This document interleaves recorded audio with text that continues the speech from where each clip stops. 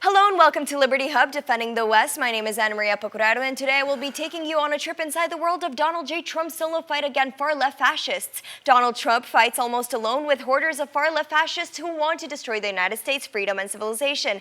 An exceptional analysis by Guy Milliere for Druze talks about the situation in the United States as unprecedented since the Civil War. No public assembly of Donald Trump can be organized without the protection of the Secret Services, all police services, and the National Guard of the state in which he speaks. Sabotage actions are organized. The president's protection services must be mobilized more strictly than under all other presidents elected before him, because those who would like to assassinate him are more numerous and determined than in most other periods in American history. Democrat mayors in big cities have given up their fundamental task of protecting the people and property of those in the constituency and joining criminals and rebels who destroy and kill, and urge their police forces to do nothing. They are even taking steps to cut off funding for the latter, or even demanding their abolition. The governors of the Democratic states refuse to send the National Guard and to restore order. And the federal military, which the president should be able to count on when the lower echelons of law enforcement fail or fail to do so, has shown through several of his generals, including Mark Milley, chief of staff, that he will not obey the orders of the president if he asks him to intervene, which brings rebellion and would become a real rebellion if the president orders an order for concrete intervention. What is happening now in the United States is an insurrection, which is part of the prolongation of the continuous coup that the Democrats have been giving since Trump became president, a coup that has lasted for 4 years. It was an episode of the conspiracy with Russia, non-existent conspiracy, of course, and the totally flawed investigation of the Grand Inquisitor Robert Mueller. Then there was the fake Ukrainian scandal intended to produce a smokescreen in order to hide Joe Biden's corruption. It was then a baseless dismissal procedure violating all the rules of law, which you would have thought was inspired by the trials in Moscow during Stalin's time. In the next episode of this series that was debunked, Democrats used the pandemic from Wuhan to create an atmosphere of panic, push for a complete closure of the economy, try to prolong it to maximum so that the country would fall into ruin, and accuse Trump of destroying it. Democrats continue to do everything they can to perpetuate panic fears, to stifle the economy, to keep unemployment as high as possible, and in the absence of more deaths, say the number of cases is high. Growth, which means nothing since the disease is highly contagious but rarely fatal, and since 99% of people detected are asymptomatic.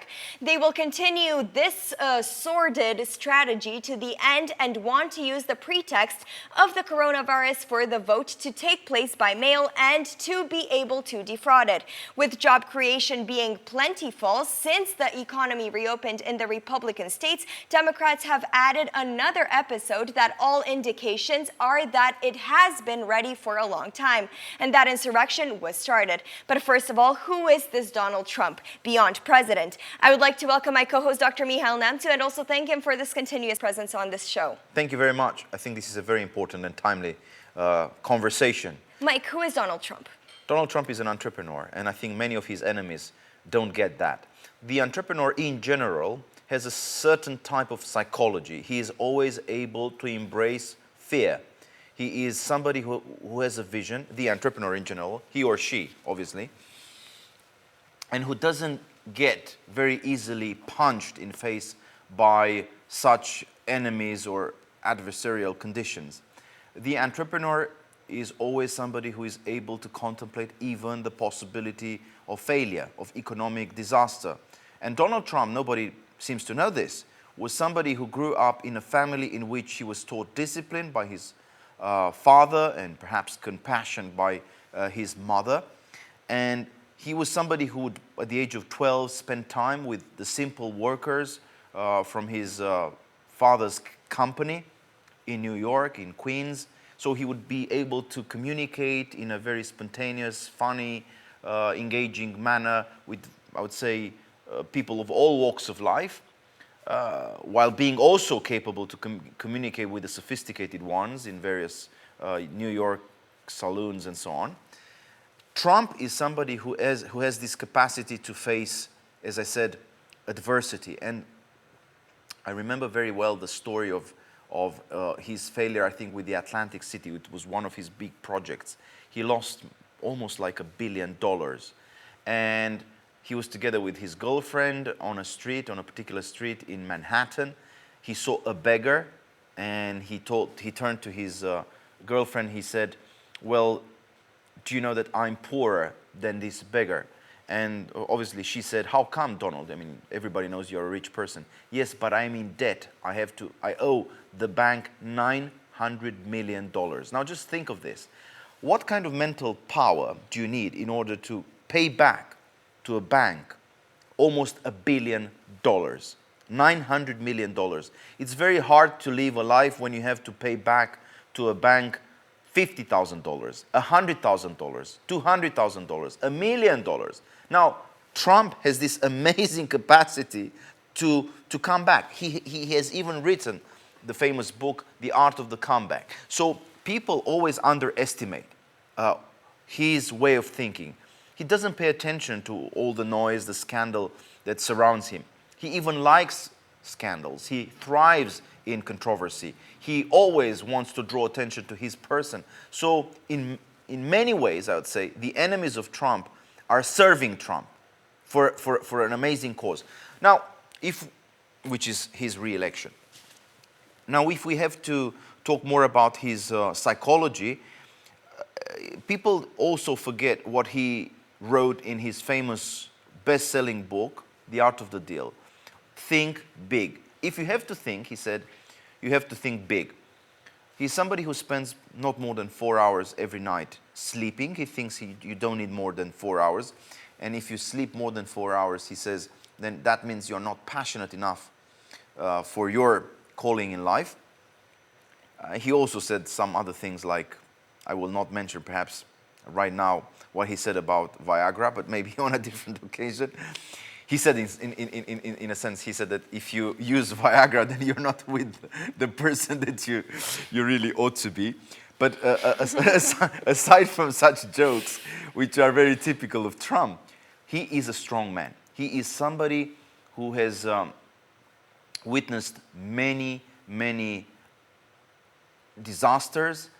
First of all, I think here of the great tragedy of the loss of his brother.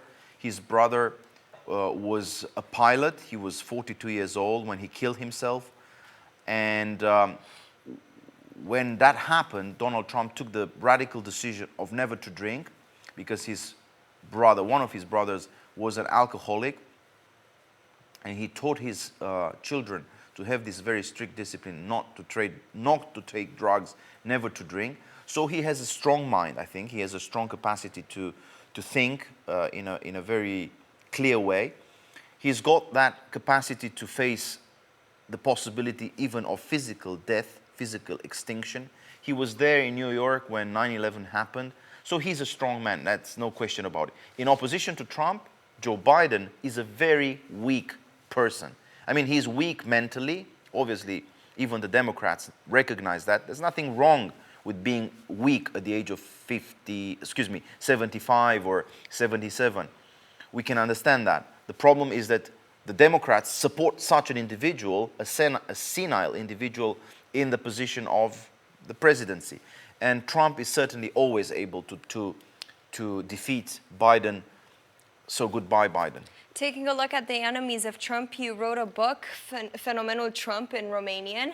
The Trump phenomenon and I would say the Deep America or the this Forgotten was in America. his previous election, and you are currently writing the one for this election. How do you find the little stigmas of, let's say, coincidences between this book and the one that you will be launching soon?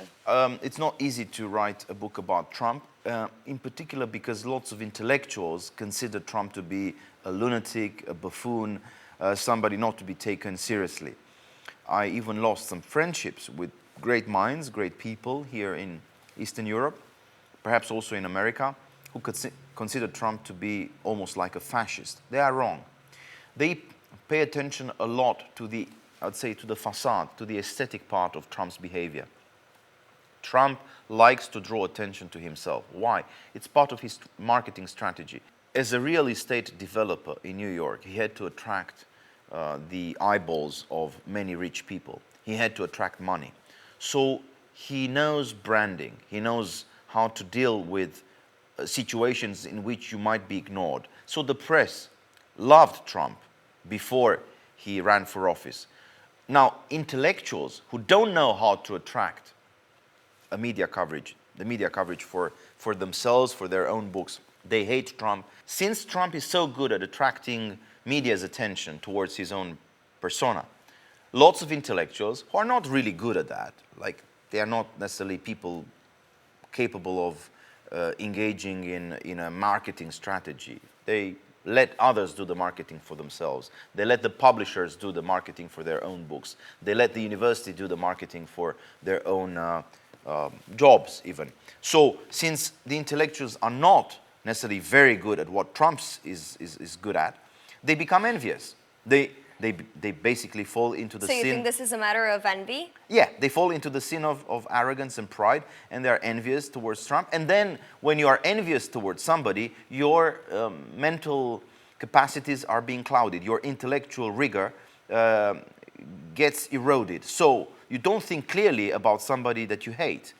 You are in a fog of resentment. So that's the problem with the intellectuals. Now, hopefully, though I was trained as a philosopher, I was able to go above this cloud of resentment, even condescension that one can perceive. Many people who wrote even for the famous National Review, the publication of William F. Buckley, were in the no Trump camp.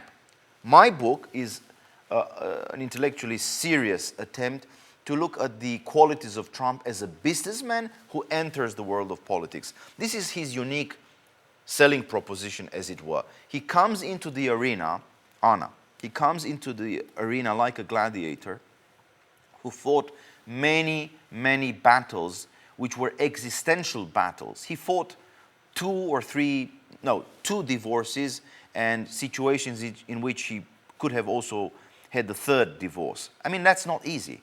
Yeah, you might think, okay, Trump was a playboy. Fair enough. Still, he had children. He had a wife. He wanted to protect his children. He loved his wife. He loved his children. He went through a divorce. That's not easy. And he basically survived every time he was in trouble. So intellectuals don't get that. He, as a businessman, enters the world of politics, as I said, as a gladiator, and he's using different weapons from the weapons used by sophisticated politicians. For instance, in terms of communication, he uses simple words. Unlike us, the philosophers, the literary figures of the 21st century, he uses, I would say, very short sentences. That's why Twitter is serving Trump, because he has, again, qualities which lots of intellectuals from the universities were ready to ignore. Okay, so we understand how Trump is as a person, but how is he as a politician? Was he ready for this public stance? He delivered, I think. He delivered after 4 years. One can say that he delivered on his promises. He obviously had a massive opposition coming from the Democratic Party. I mean, I don't think there was one representative in the Chamber of Representatives or one senator to even out of duty respect Trump. But he also had an opposition from within, from within the Republican establishment. With all this opposition and with the media's, attack, constant daily attack on him, I think he delivered a lot before the coronavirus crisis. His results in terms of the unemployment were fantastic. He had the lowest number of unemployed people in the Afro-American community, in the Latino community.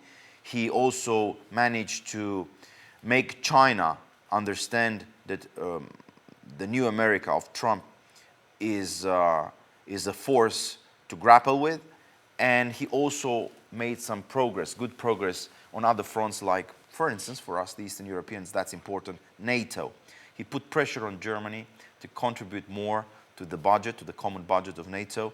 He put more troops here on the ground in Eastern Europe, that is Romania and Poland. He, I think, disciplined the mullahs in Iran in a way that was very much expected from him. He brought to an end, I think, ISIS, which was a terrorist organization that killed millions of Christians in the Middle East and, I would say, peaceful Muslims. He managed to resurrect the belief in America among people who had no hope, no expectations to see America back on track. So that's, I think, a performance. Now, from a political point of view, from an electoral point of view, I would say, from the elections perspective, we still have to see what's going to happen. Is he on the road to making America great again? He has managed to make America great again. The virus, unfortunately, has put an end to that, but I think he will triumph at the end, because he pointed clearly out to China. He showed the world that China was responsible for the disaster coming from Wuhan, that is the virus, but also for the falsifications that were entertained and widely spread by the World Health Organization. The World Health Organization was in the pockets of China. And to Trump's credit, he was able to show that, to reveal that to the entire world. Finally, we are seeing China as the arch enemy of the free world. And before Trump was the president of the United States, nobody was able to see that. I would like to comment with you the next point that Turning Point USA founder Charlie Kirk believes that Trump has a tried and true way of connecting with Americans, and it baffles the left. He states that no man has completely controlled American politics the way President Donald J. Trump has. Not Reagan, not Roosevelt, not even Lincoln. No national news story is complete without including his most recent comments. No policy is worth discussing unless we know what Trump has to say about it. The Democrats don't seem to know what they stand for unless it's socialism or the opposite of whatever Trump says. Take Senator Elizabeth Warren as just one example. She recently introduced a bill to redirect funds from border security to fight the coronavirus. This as Chinese nationals have already been detained at the southern border to be evaluated for the disease.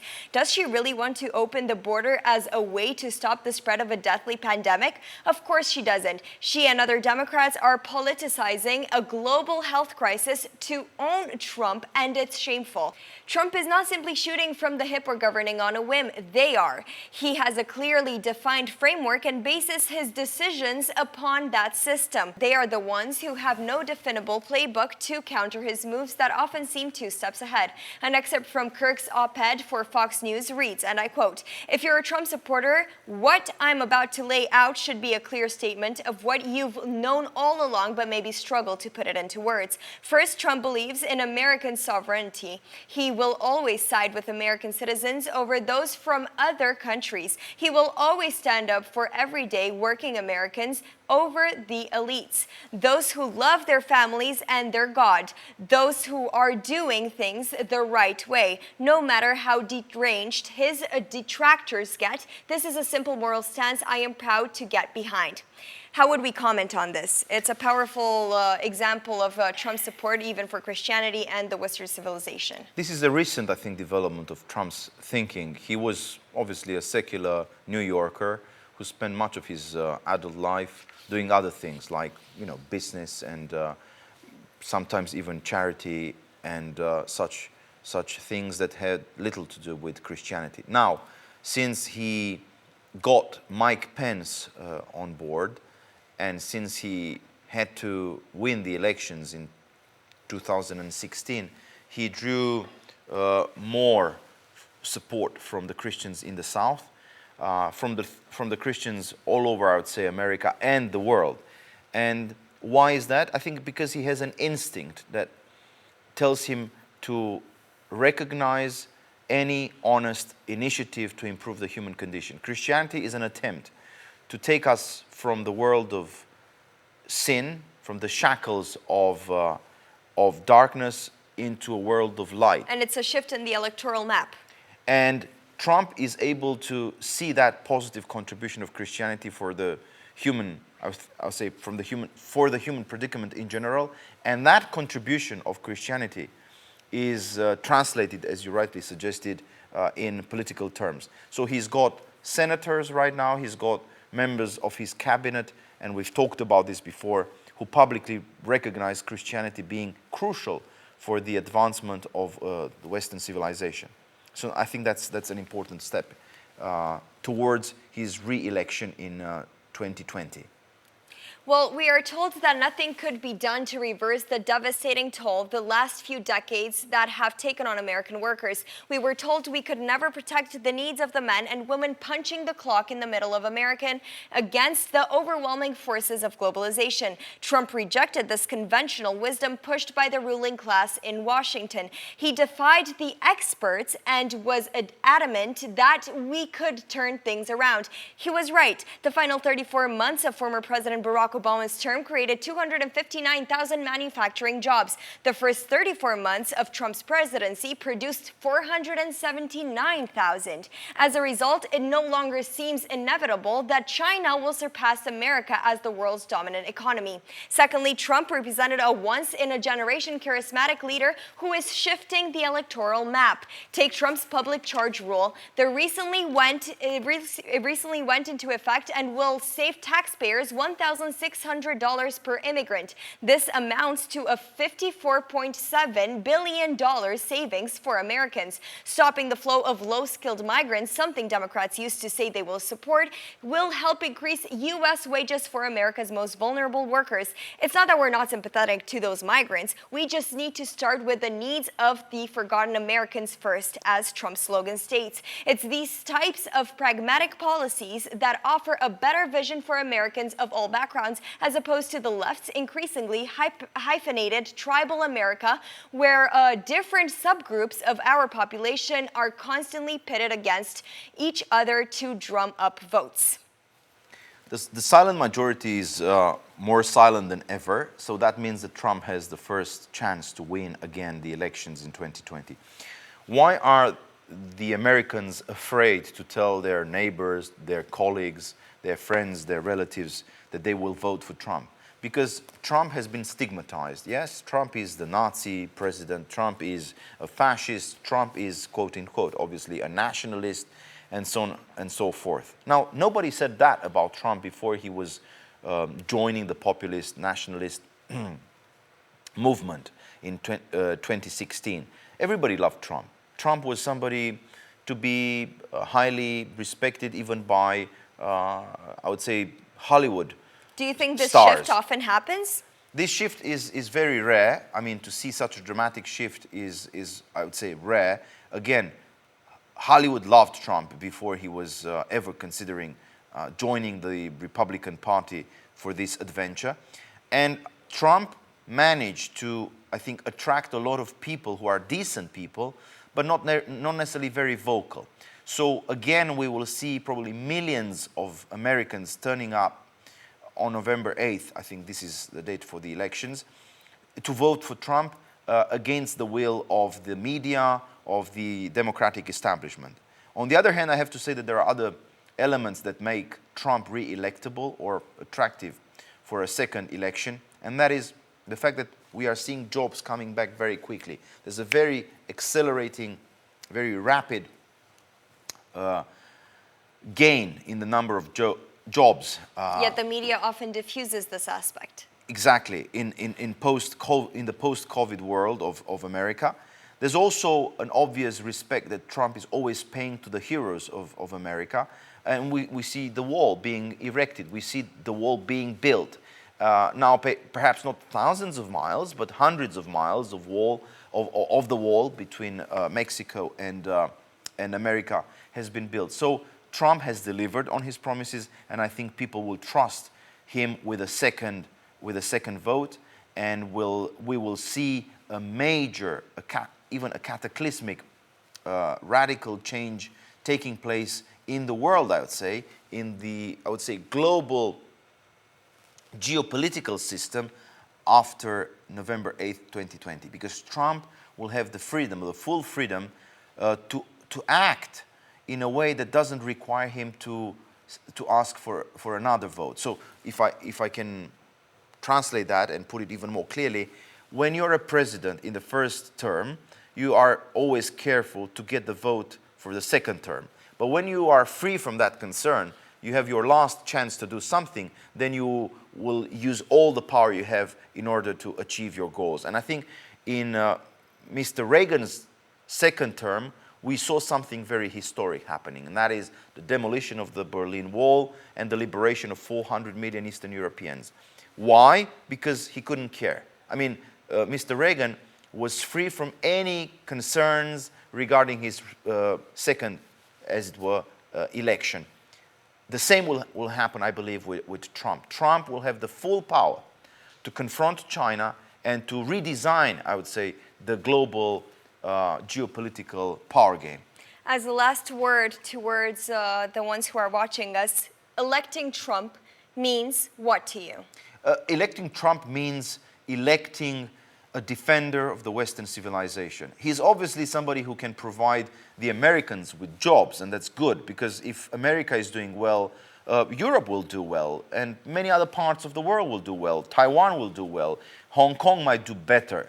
For sure, India will do well. We want a strong America, because if America is not strong, then China will replace America. Who wants China to be the hegemon? Who wants China to be the leader of the world? Nobody, hopefully, in this part of Eastern Europe. So the second point I want to make is that apart from jobs, apart from the prospects of material wealth, which are, I mean, credible with Trump's re-election, we have to defend the Western civilization. We have to defend the symbols of the past. We have to defend religious freedom.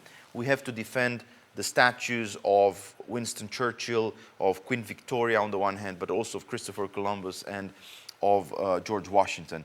And if Trump will be defeated, I'm afraid we will see, I mean, the year zero replacing 2020. We will see a cultural revolution of Jacobin flavor, that is of French inspiration, and I'm thinking here of 1789 and the destruction of French monarchy, and that will have catastrophic consequences for our education, for the public forum, for our freedoms, for our very freedoms. And I include here the freedom of expression, which is censored by Twitter, which is censored by YouTube, and by other such organizations. Trump is, for us all, I think, in the free world, the last bastion of freedom, and we need to help him win this hugely important battle. Thank you, Mike, and we will look forward to your next book. Thank you so much. Thank you.